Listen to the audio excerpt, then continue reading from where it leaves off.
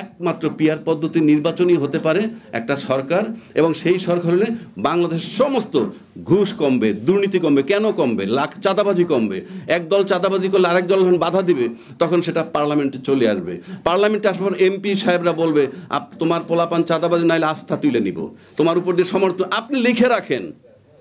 এই সংসদীয় সংস্কার হইলে পরে আর কিছু লাগবে না। আর সংসদীয় সংস্কার নিশ্চিত করতে হইলে পিয়ার পদ্ধতি অন্যতম। নির্বাচন যারা চাচ্ছেন তারা গণতন্ত্রের দোহাই দিচ্ছেন না, আমার সামনে প্রতিদ্বন্দ্বী নাই তাই নির্বাচন চাচ্ছি। কথায় কথায় তারা বলে যে গণতান্ত্রিক সরকার ক্ষমতায় থাকতে হবে, নির্বাচিত সরকার ক্ষমতায় থাকতে হবে। কিন্তু তাদেরকে যারা তাড়াইছিল, তাড়ানোর পর দেশের মানুষ কিন্তু স্বস্তির নিঃশ্বাস ছাড়ছিল। ফলাফল পরে কি হবে সেটা পরের কথা, কিন্তু ওই মুহূর্তে তারা তৃপ্তির ঢেকুর তুলছিল, আলহামদুলিল্লাহ আমরা বাঁচছি। আমরা নির্বাচন করে চিৎকার করি। একটু আগে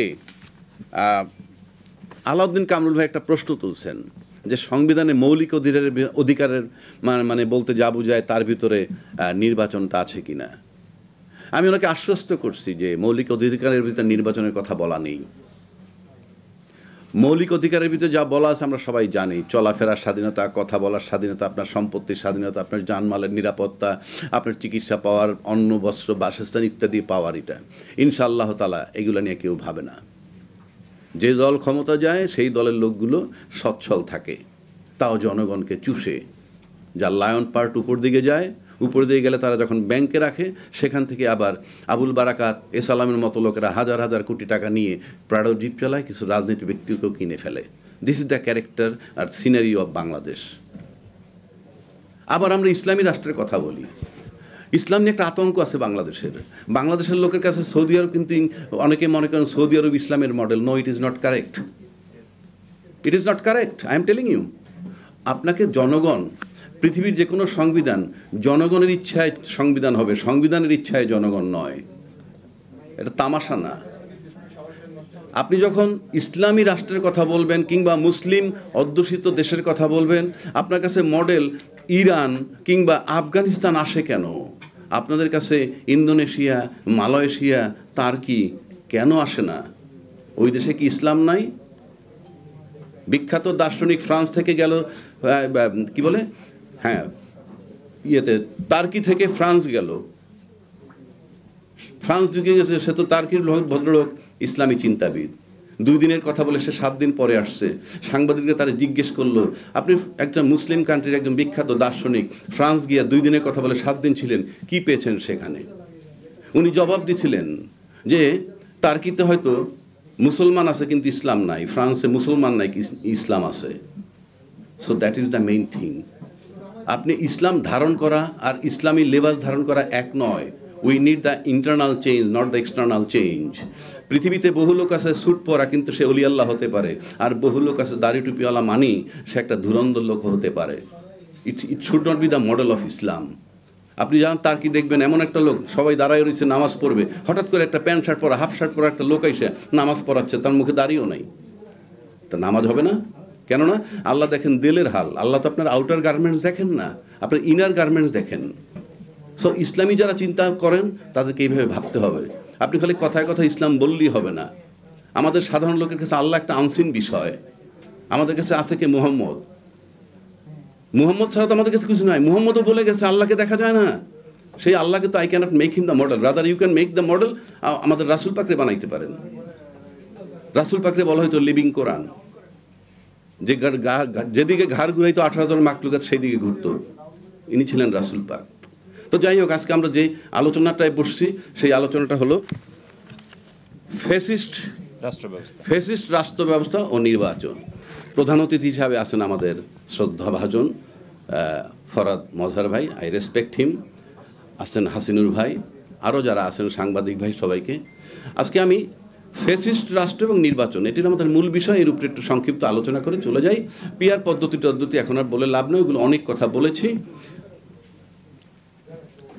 আমার হাতে যে সংবিধানটা আছে, দেখেন আপনাদের সুবিধার্থে একটা সংবিধান আমি নিয়ে আসছি।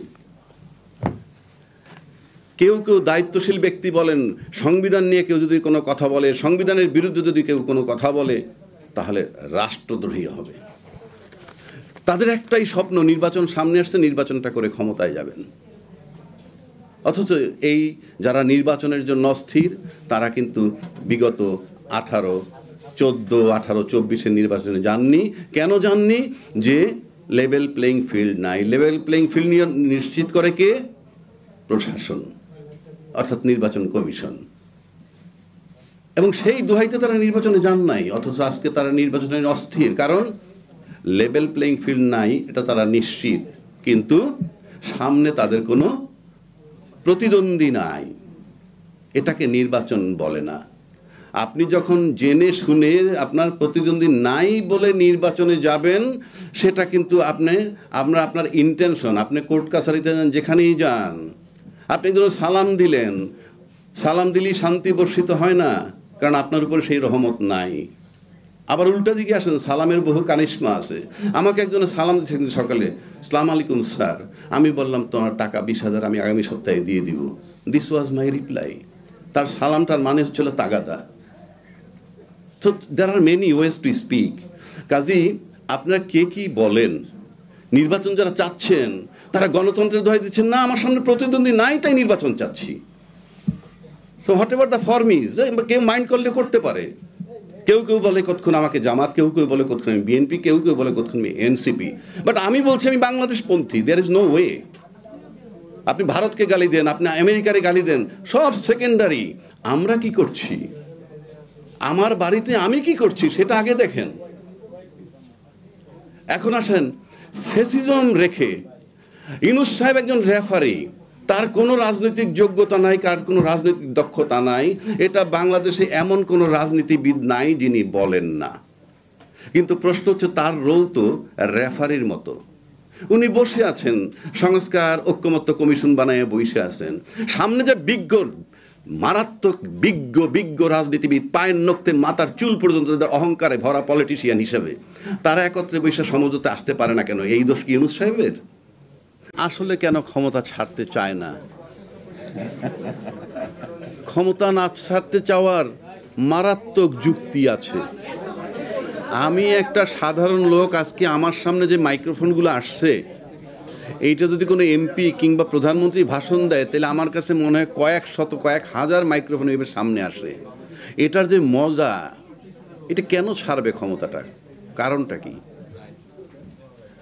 বাংলাদেশে আমি দেখছি যাদের চামড়া লুজ হয়ে যায়, চুল সাদা হয়ে যায়, তাদের মতো ব্যক্তি যখন ক্ষমতায় যায় তখন চুলগুলো কালো হয়, চামড়াগুলো টাইট হয়ে যায়।